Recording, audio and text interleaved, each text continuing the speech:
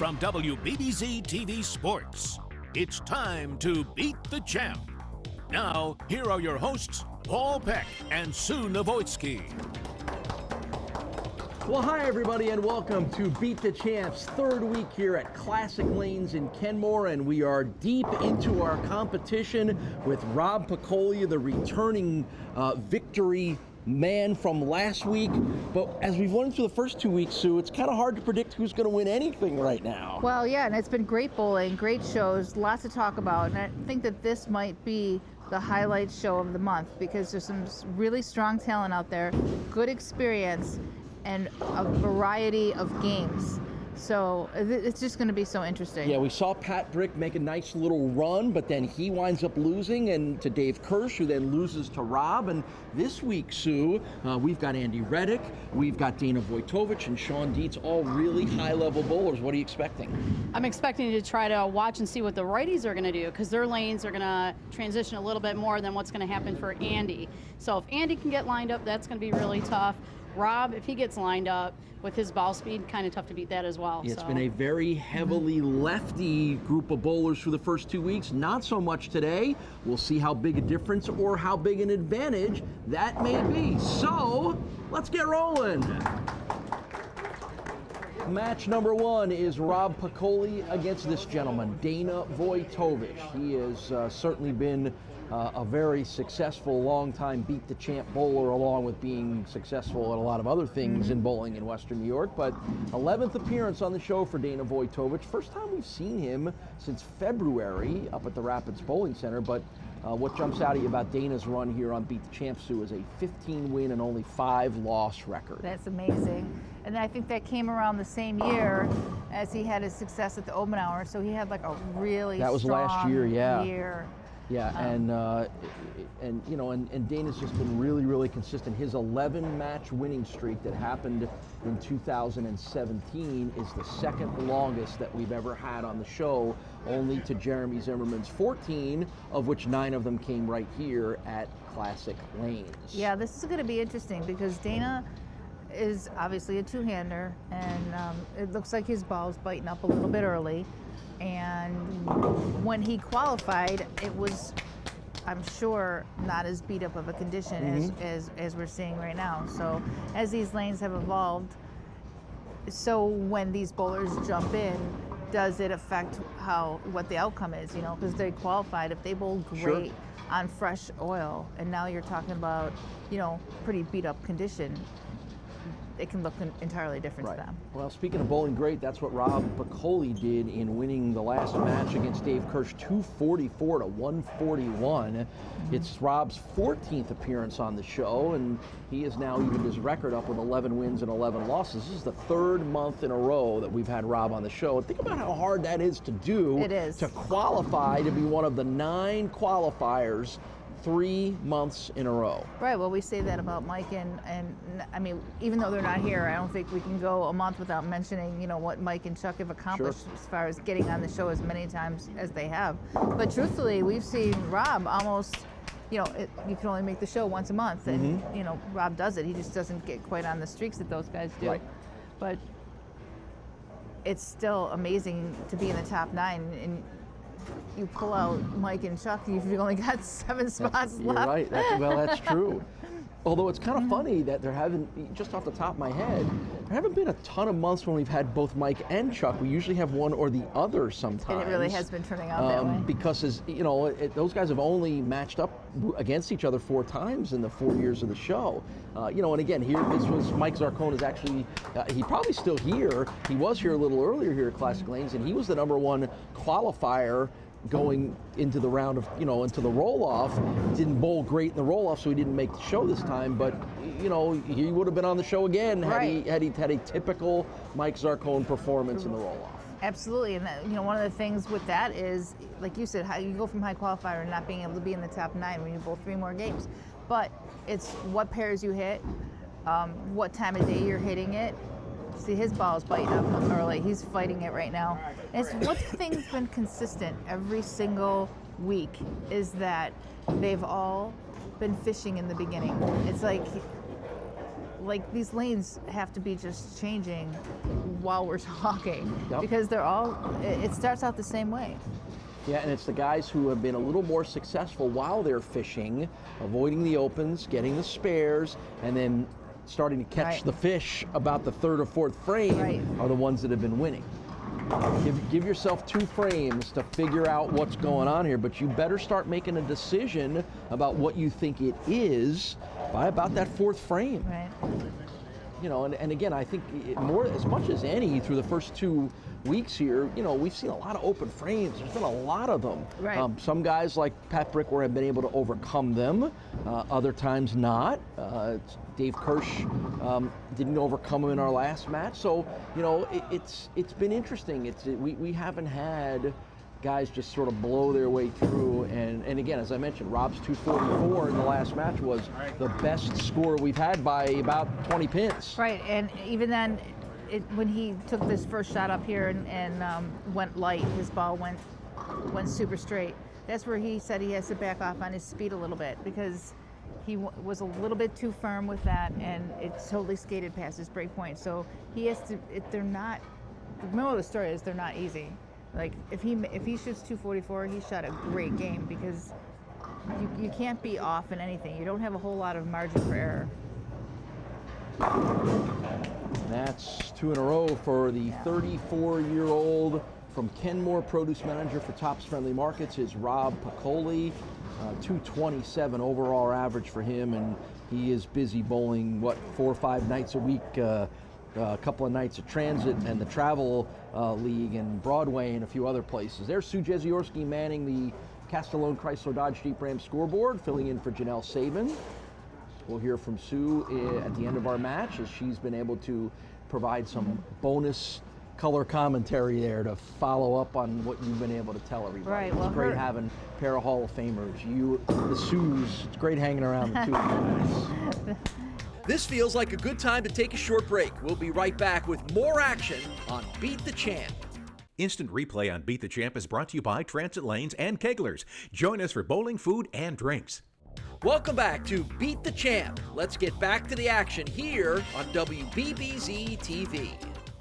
So Rocket Rob will line it up on lane 31 here for frame 6, working 4 in a row. Make it 5, nice, smooth approach, and boy, not wavering much on where the ball is going. I mean, Rob's locked in right now. Well, there's no doubt in my mind that 31 hooks earlier than 32, but you can't tell, because by what Rob's doing, it's not really visible by what he's doing. But one lane he can throw it a little harder, the other lane he can be a little softer on it. Yep. 23 years old from Cheektowaga is Dana Voytovich, works at Spare Time Bowling Center as his occupation. 225 average for Dana. Girlfriend Caitlin here cheering him on, and Yeah. Caitlin's going to be a silent ride home, I think. Caitlin will be smart enough to know that he's not real get it happy. down the lane. Dana's not going to be real happy. Just things are not going well for It him is right just now. going left on him before he can even hit his break point. So we're talking about, you know, we're almost at the end of this month here for our regular bowlers, and we're just starting qualifying over at Mellitz's Island Lane, so they have somebody, the winner here has somebody to compete against.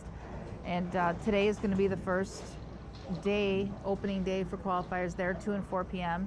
So it's too late today, but Wednesday, October 2nd will be a 7 and 9 p.m. squad. Sunday, October 6th, 12, 2 and 4. It's going to be a busy day over there. That's going to be a lot of people showing up for that one. October 6th on Sunday.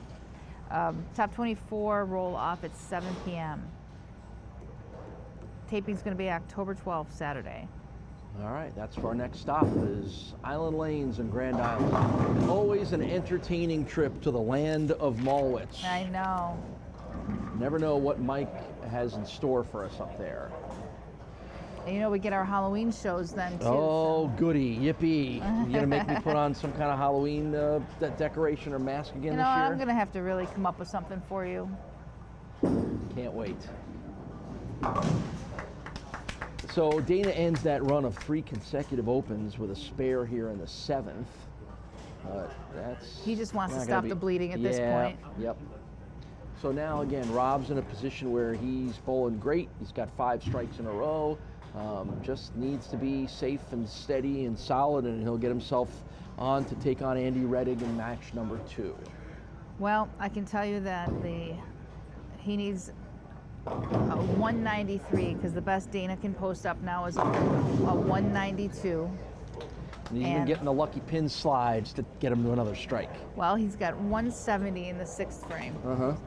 So I don't think he's going to throw 6 consecutive gutters. So he's looking really good right now. But he's also got an opportunity to post a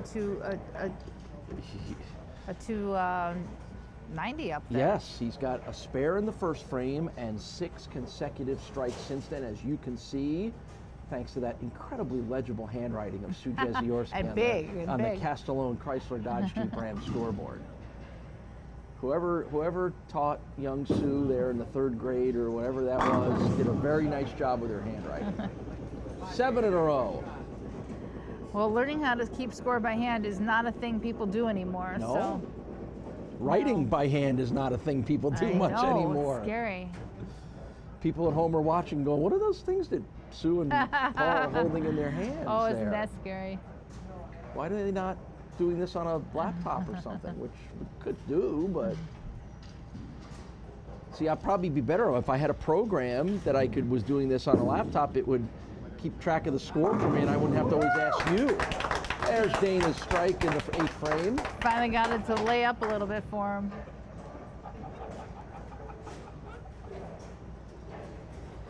Of course, the 2018 Obenauer Masters runner-up was Dana Voytovich, and we remember having that fun opportunity to sit down with him and Jack Jurek and recap that 2008 Obenauer Masters victory for them as part of one of our Beat the Champ shows. That was a lot of fun.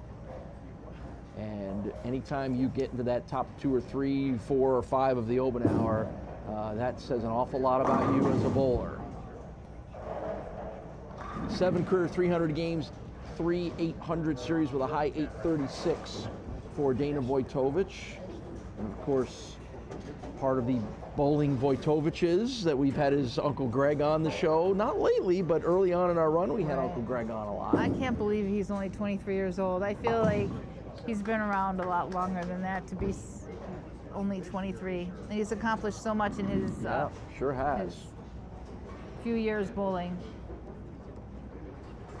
7 in a row right now for Rob Piccoli. Can he keep that strike streak alive? Let's see. He is bowling great right now and doing it, you know, just with smarts. Not always with the big power that gave him the nickname of Rocket Rob. And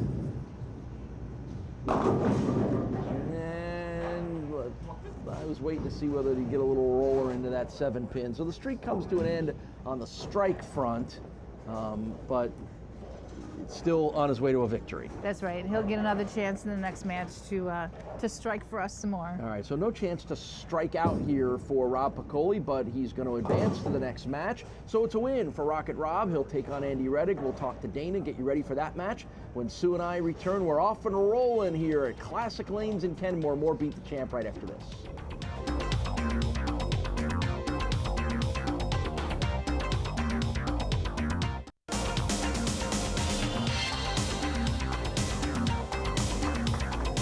Dana, a lot like a lot of the bowlers here at Classic, it's taken a couple of frames for people to kind of figure out what the lanes are doing. Was that a little bit of the case for you? Yeah, I played them both lanes wrong. I mean, both lanes are completely different. The right lane's way tighter than the left lane, but I just played both of them wrong.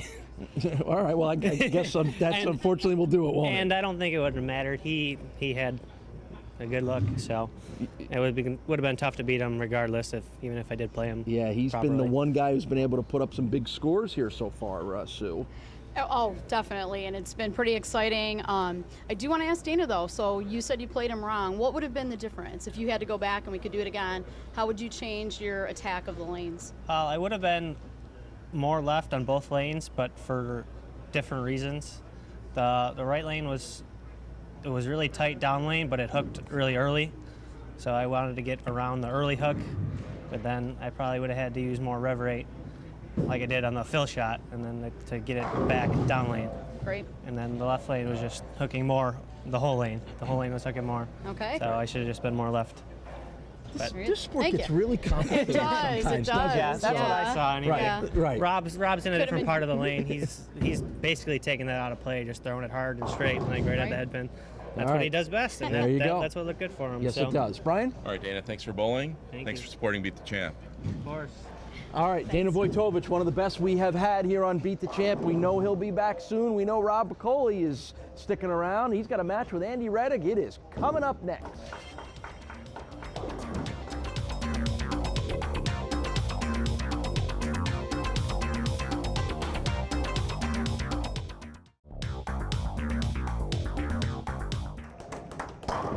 Well, Andy Rettig will take us back to our parade of left-handers here as he takes on Rob Piccoli. We've had 7 of our 10 bowlers for this month here at Classic Lanes are coming from the left side, but frankly, it's the fact that Rob is a righty that has been able to take advantage of a relatively clean side of the lanes. Has a lot to do with his 2 wins in a row. Absolutely.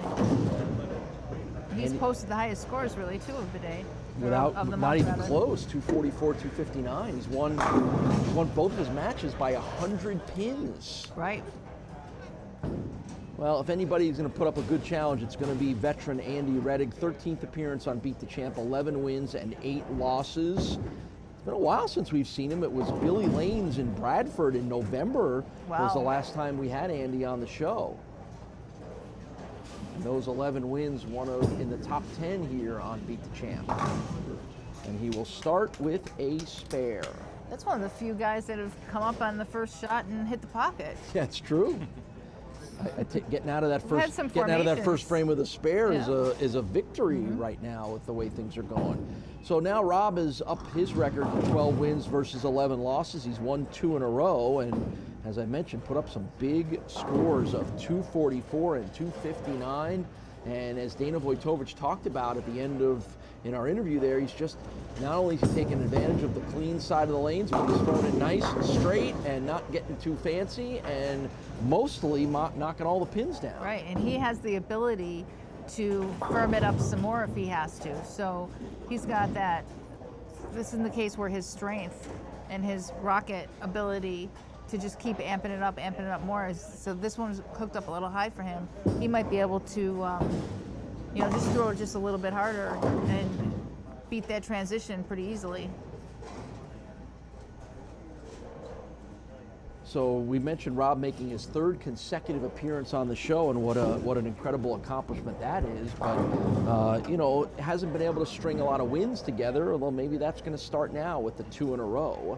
And we'll see. Winner of this match takes on Sean Dietz, and in the winner of that match will advance to Malwitz's Island Lanes for our next month's series of shows. There's a nice strike, 2nd frame for Rob Piccoli. He's got real nice ball reaction on 31. The ball just rolls up for him. 32, he's got to force it a little bit more. Yeah. Brian Borowski, proprietor here at Classic Lanes, is with us for some expert analysis here. And Brian, that's been kind of the theme here into the 3rd week of show, is that these 2 lanes are reacting almost completely differently. And they are, and they have knowledge coming in before they're starting. I mean, everyone's been talking that the right lane is a little bit tighter than the left, so it's just making the right ball choice, making the right execution. That's all it really is. Just as with Pat Frick, he used 2 different bowling balls. Sometimes you have to do that in this situation, but sometimes it is a little difficult to do slower on the one and harder on the other. Sure. And that's why I think Rob has a little advantage where he can just, fire it up, in a certain area and where the ball doesn't move as much. So his accuracy, that's what makes him survive. Right. He's not trying to open it up or anything. He's just really trying to keep it on line on that left lane, which seems to be the tougher lane. But on the left side, on lane 32, it seems to be that hang spot, and I think Andy just hit it. Correct. And yes. they're trying to work around the hang spot that I don't think is there on the right-hand side. So right now, Rob keeps it in the pocket on 32, and he really looks good. Right. And we've had a lot of different styles of left-handers, Sure. and that changes the topography of the lane. You bet. where we've only had a couple of right-handers. So, Rob is, still relatively on a fresh condition. Yep, that was going to be the challenge today. Like right from the get-go, when you looked at the different styles on the left-hand side, they were going to move that oil all over the place, or they're going to really kind of make a spotty shot out of it.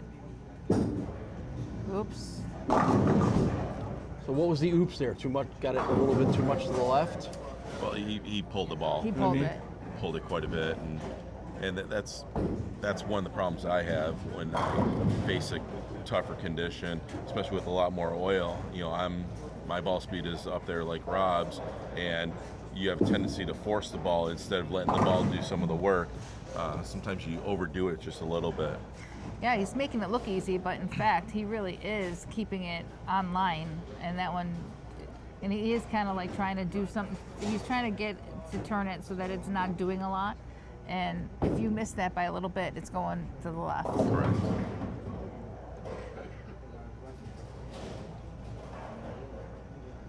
"34 years old from Kenmore is Rob Piccoli, 227 average. And that one kind of missed the target as well too, and will leave him a bit of a challenge here with those 3 He pins didn't on want the to right make side. a bad shot on that lane. That's his good lane. Well, that's the other thing too. It's like you want to take advantage of the lane that you feel more comfortable with, where you've been more successful, and you don't want to waste, like you said, you don't want to waste a bad, shot there. But a good spare pickup for Rob. So 3 spares and a strike in the first 4 frames for Piccoli. And now the 48-year-old from Hamburg, Andy Rettig, employed by the Department of Homeland Security, will stroll up to lane 32. 225 is the average for Andy. And a number of awards throughout his career here. Double scratch winner in 2005 at the New York State level, kickoff tournament winner in 2018, 2017 Parisi Award at the Obenauer Masters. So Andy is right up there with some of the best bowlers in Western New York.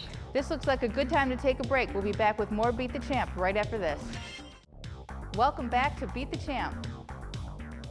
I think it is kind of cool to keep track of who's been winning the most in that particular year. Most of the statistics that we give you are the all-time ones from the start of the show in 2016, but it's fun to keep track of who's the hottest guy right now or in this year. And we've kicked the idea around. Maybe that's something at the end of the year we'll recognize, or maybe even a little tournament with maybe the top guy from each year versus some other achievement. I leave that to all you brainiacs at the Proprietors Association.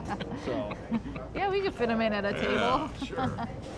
I leave that to Brian and all the smart minds at the Proprietors Association to figure out. Well, Rob needed those 2. He kept himself in the match by throwing that double.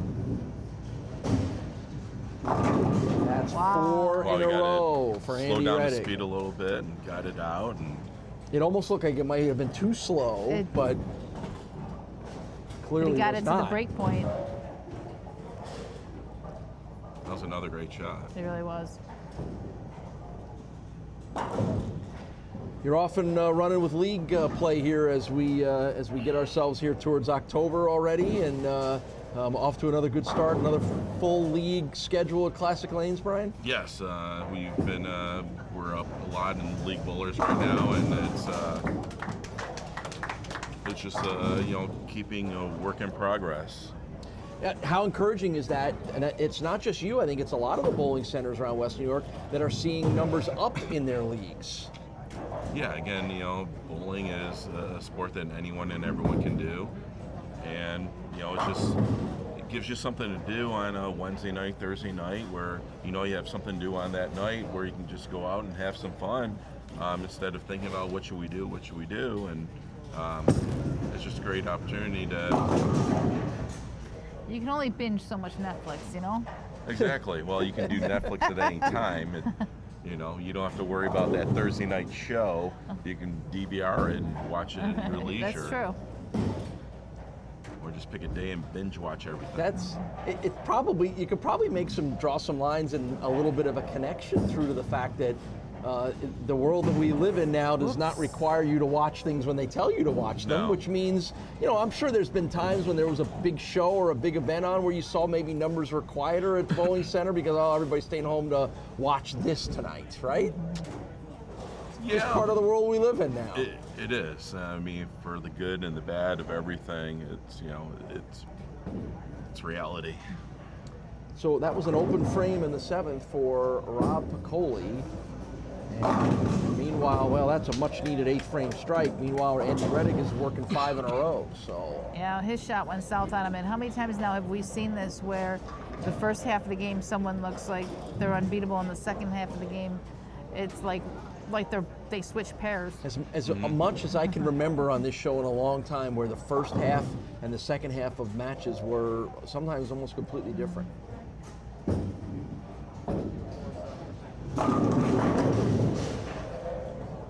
Andy Rettig will leave the 6-10 here, and that will end his run of 5 strikes in a row. Well, he's put himself in good position here. The best that Rob can shoot is 223. So Andy really just needs to spare out at this point.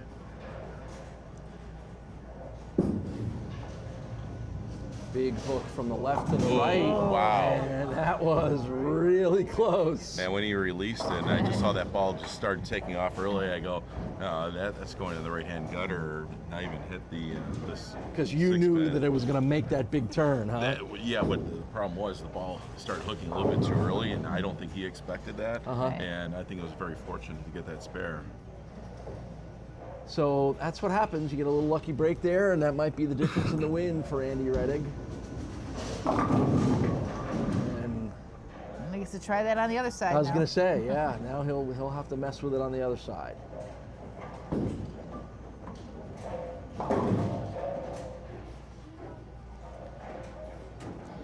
Big spare here, though. He really needs this spare to force Rob to have to strike out. And he'll get it. Back-to-back spares, 8th and 9th frames for Andy Rettig. So Rob Piccoli, that had rolled 244 and 259 in his 2-match winning streak now, isn't going to get anywhere close to those numbers, but how close can he get, and how much heat can he put on Andy Rettig here through his final 2 frames? Well, if he strikes out, I mean, he's going to force Andy to at least mark, so he still has a possibility. Yeah, I'm not going to get the strike there.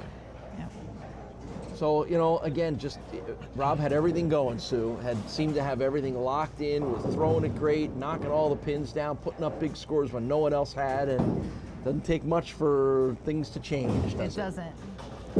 Well, Andy just had a real good, solid game. I mean, he played the lanes like they're supposed to be played. So that was a big thing, and when your breaks don't go your way, it's tough to resolve the situation. So it looks like the 2-match winning streak is going to come to an end here for Rob Piccoli. And again, he's been on the show 3 consecutive months, so always a good chance we're going to see him up at Malwitz's Island Lanes next month as well, too. And put a nice little run, and as much as we've talked about Rob's accomplishments, he struggled to pin a whole lot of wins together, and it isn't going to happen here. It's a win for Andy Rettig over Rocket Rob Piccoli. So Rettig will move on to take on Sean Dietz, our final match of the day. We'll get you ready for that when we return to Classic Lanes. More Beat the Champ right after this.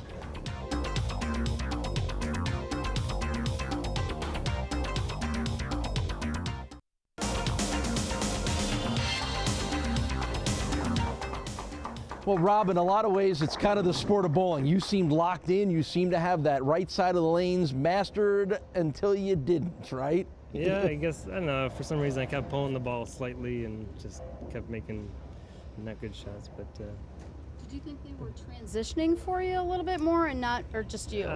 Maybe slightly, but not too much. But as error on my part, I don't think the lanes changed for me that much. What have you been able to do to, again, as we've talked about, 3rd consecutive month on the show, that's hard to do, to be that consistent. What have you been able to do to be so consistent, not only in the qualifying meet here, but just in your game in general? Yeah, I just kind of really kind of stay focused when I'm bowling and try to not get too out of place and just stay calm and make good shots. And you know, the Bowl U thing, I participated at Brad Angelo's helped quite a bit. So. All right, well, there you go. Good keys for every good bowler to stay kind of locked in the moment, right, Brian? That's right. Great bowling, Rob. Thank you. Congratulations. Thanks for supporting Beat the Champ. Appreciate it. All right, Rocket Rob Piccoli with another good show here on Beat the Champ. And we got another match, our final of the day. It's going to be Sean Dietz against Andy Rettig. Of course, it's coming up next.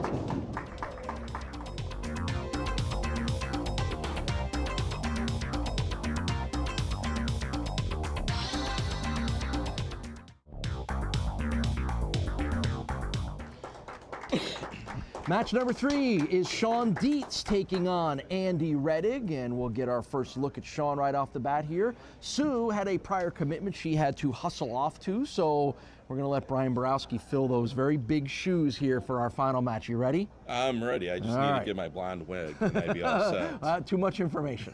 way too much information. So Sean Dietz in his 6th appearance here on Beat the Champ.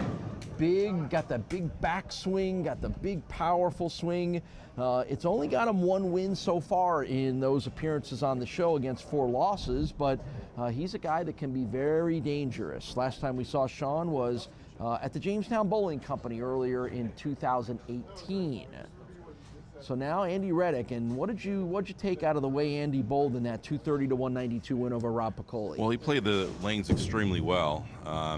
He's creating some area on both lanes. That one he just got in a little bit. The only thing I really see is if he can maintain his ball speed. Don't want the ball to hook up too early and nose it just like that. So ball speed for him is going to be extremely important. Yeah, that one under 15 miles per hour, which is kind of slow, right? But we saw him be successful. Got some strikes on some of those at least perceived to be slower rolls down the lane. Correct, especially on lane 32. Mm-hmm. So we've got, what Andy, again, has been able to do is, remember, we've had a lot of lefties. 7 of our 10 bowlers this month have been lefties, and that side of the lanes is pretty beaten up. And Andy, like you said, was able to find, how hard is it to find a niche that still remains effective? As with the lanes constantly keep changing, sometimes you got it, and then, it's like Andy, he had it, and then, now it's going away a little bit. Now he's got to refine it again. Is it harder because where we are now with so many lefties and we're deep into our 3rd week here, final match of 3 weeks, again, there's not a lot of fresh oil still floating out there, is there? Plus, you also have to remember we had a lot of different styles of bowling on the left-hand side, which a lot of left-handers are not used to having so many people bowl on their side of the lane, so it makes it a little bit more of a challenge. It's interesting you say that, because I guess it could be understood and expected that as a lefty, you're going to have not as much to deal with, right? I mean, that is an interesting sort of dynamic that lefties don't often deal with. Correct. I mean, right-handers, depending on your style, of course, there's always transition. We always have to move maybe 2 to 5, maybe even more boards. And, looking at the left-handers, they don't move as much, as dramatic as a right-hander do. So when you have a lot more play on those lanes, now you have to be a little more dramatic in changing instead of a board or 2 adjustment. Do the lefties get a little spoiled in not having to quite be as particular about that as a right-hander would be? As a right-hander, yeah. Yeah, of course you're going to say that. I know you're going to. But it's interesting that that you say that, and whether it's part of the skill set or not, you're a lefty bowler. You don't expect to have to do that much changing. Correct. So, but in a case like this where we've had a lot of lefties and you're bowling against another one, you better be ready for it. That was a great shot by Sean. Good shot. Good strike by Sean. 2 of the first 3 strikes for Sean Dietz, 25 years old from Lockport. So now back to Andy, who opened with spares. 48 years old from Hamburg with a 225 average. And again, at 12 wins, one of our more successful within the top 10 of wins here on Beat the Champ.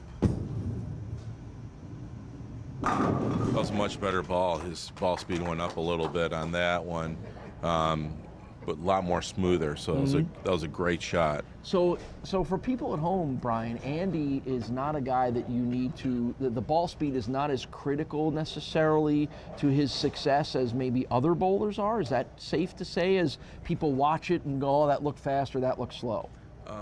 No, I mean, ball speed is important to everybody. I mean, if you're, throw it slow and then throw it fast, you're going to get different results. So anyone who bowls, it's very important to be consistent in what you do. I think somebody sneezed there maybe, and that threw Andy a little bit.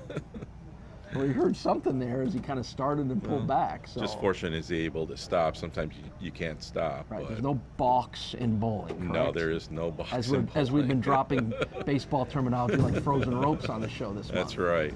That was an awesome shot again. Again, his ball speed up a little bit. Was it Sue that did that? I don't know. Oh. It might have been. All right, so 2 strikes in a row for Andy. Sean has strikes in 1 and 3 and a spare in 2. That big backswing generates the power, but didn't quite get the results there. That's going to be a difficult second shot for Sean Dietz. Bowls in leagues a couple nights a week. Clarence on Mondays, Island Lanes on Friday, Travel League on Saturdays. Everybody is deep into the bowling season here. It's just begun this month of September. Let's see what Sean does with this. He'll take the 2 on the right, so that'll be an open in the 4th frame for Sean Dietz. Not all that uncommon here this month at Classic Lanes. There's been a lot of open frames, I feel like, and that's just been a product of the challenges of the lanes. Yeah, that's true. I mean, sometimes when you just get a little tentative up there and you just yank it just a touch, there's not a lot of room for error. So it's very important to really hit your target. That's a great shot. That's a great follow-up for Sean. So a strike in the 5th frame for Sean Dietz. The action will continue on Beat the Champ in just a minute. Instant replay on Beat the Champ is brought to you by Transit Lanes and Keglers. Join us for bowling, food, and drinks. Welcome back to Beat the Champ. Or you have to have different aspects so people can spend, instead of just spending an hour or 2, maybe spending 3-4 hours in a facility. Interesting insight into kind of how the business has changed a little bit. You almost it almost makes me think about how, in some ways, places like the Topgolf have become more popular than the golf courses themselves. Correct. In some places, right? Right. I mean, my daughter just started working for a company called Punch Bowl Social. They just have 6 lanes, and their biggest aspect is the food and beverage. Mm-hmm. But they do have laser tag, they do have karaoke, they do have different aspects of it, and they just put 6 lanes in, and they're one of the fastest growing chains where they're opening a new facility every month. Do you ever foresee a time when some of those kind of places will start to pop up here, or are we too rooted in our traditions of the sport? I think we're a little too rooted. The other aspect is the price of these facilities are, you're looking at about maybe a $10 to $15 million investment, and the price has to be there. Unfortunately, with the Buffalo market, we're very price sensitive, and seeing $5 a game, $6 a game, and paying for the food and all that to be a much higher price is difficult in this market. Interesting stuff from Brian, who really gives us an insight on a national basis. All right, we want to get back to this match because we're coming down the stretch here. Both guys have kind of found a little bit of a groove. Andy striking in 7 and 8. Sean had him 3 in a row before a spare in 8, and that was kind of one that he wanted and needed probably here in the 9th frame. And you can see the look on his face showed you a little bit of his frustration.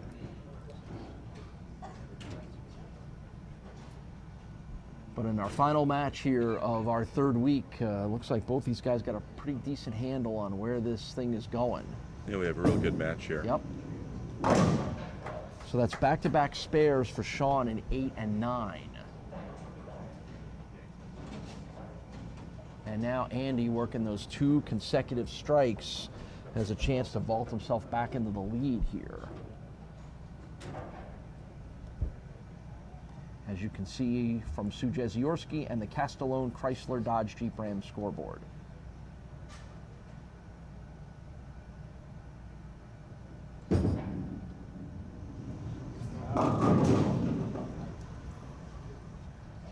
Just missed the target a little bit there and didn't have, again, a ton of speed on that one from Andy.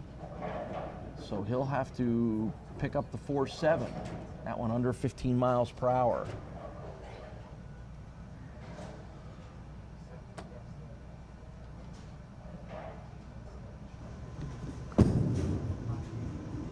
Good spare pickup in the 9th frame for Andy Rettig. Winner of this match will advance on to Malwitz's Island Lanes in 2 weeks to take on a whole new group of 9 challengers. And don't forget, we've got some qualifying coming up at Malwitz's Island Lanes over the next couple of next week or so before we determine who will be ready to take on the winner of this match.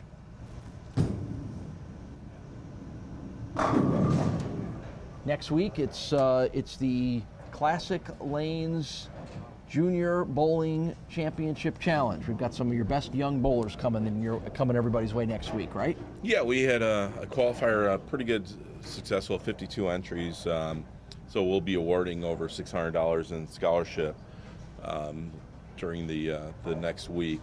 Again, we always like to showcase juniors. We always like to show the kids, you know, how fun it is to be on TV, and also add a little bit of scholarship money. Yeah, that'll be great. So we'll have 4 young bowlers participating in next week's show. Brian will help us out with that one as well, too. That's coming your way next week on Beat the Champ. But first, we got to figure out who's going to win this match and who's going to get to sit back and just make that not always easy drive to Grand Island, depending on, as long as they're not filming any more movies and closing the Grand Island bridges like they were a few weeks ago. Fill ball here for Andy Rettig, not what he wanted. Certainly was looking for maximum pin count. So Andy puts the 209 on the board. And now Sean Dietz rolls into lane 32 to see what he needs to do to figure out a win. He needs a double and 5 in order to win. A double and 5. Let's see whether he can do it. And he will not get the double, and that means it's going to be a win for Andy Rettig. So it'll be 2 in a row for Andy Rettig, and he'll take that 2-match winning streak up to Grand Island to take on a top contender in a couple of weeks. So Andy Rettig gets the victory over Sean Dietz. We'll talk to both guys and wrap up this week's show when Brian and I return to Classic Lanes in Kenmore. More Beat the Champ coming your way next.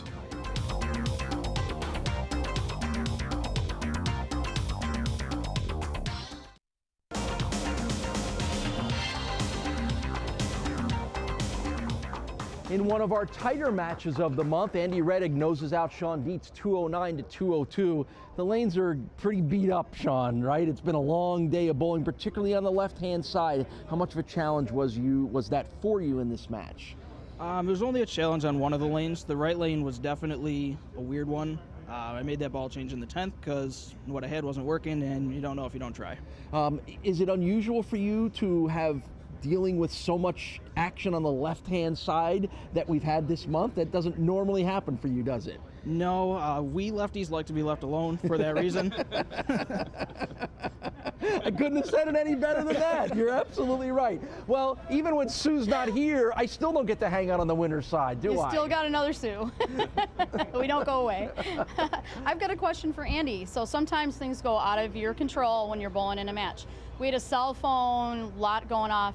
Andy had to back off. How hard is that to regroup when you have to come back up? Because you made a great shot. Yeah, I mean, you have to think about it a lot, but it isn't so bad if you just reset. We've been doing this a long time, so you just start over and go through your routine and make a shot. Okay. It was really impressive to come back and make the shot, and that was one of the clutch shots in the match. That really helped out. Yep, I needed that one. We weren't sure if that was you over there that distracted It was him. not So me. okay, it was not you. So I have all a right, little- Brian, we got to give a little money here to Thanks for Sean. bowling Beat the Champ. Thank you. Good luck to you. All right, we're going to hold off on giving any to Andy because we're not sure if he's done winning yet. So we're going to see more Andy in a couple of weeks up in Grand Island. But Sue and I will come back to wrap up this week's show and get you ready for our special 4th edition show coming up next week. We're back right after this.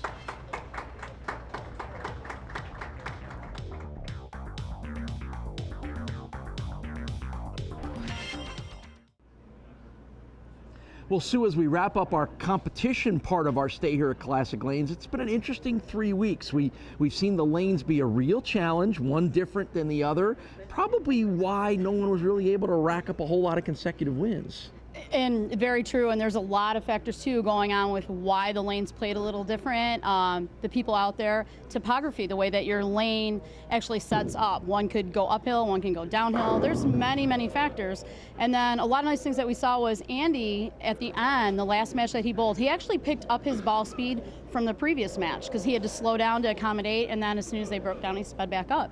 So it's kind of nice to see what these guys can really do. They're very talented. I love it that we can drop big important words like topography on a bowling show, right? That's pretty studied cool. that one. That is pretty cool. But it's all part of the challenge of being a successful bowler on Beat the Champ. Andy Rettig's got that title for the moment. Will he keep it? We'll find out in a couple of weeks. Next week on the show, it's our Junior Bowling Challenge. We'll have 4 of the best young bowlers from here at Classic Lanes playing for some scholarship money. That's going to be a lot of fun. So Sue and I and Brian Borowski will see you on next week's edition of Beat the Champ.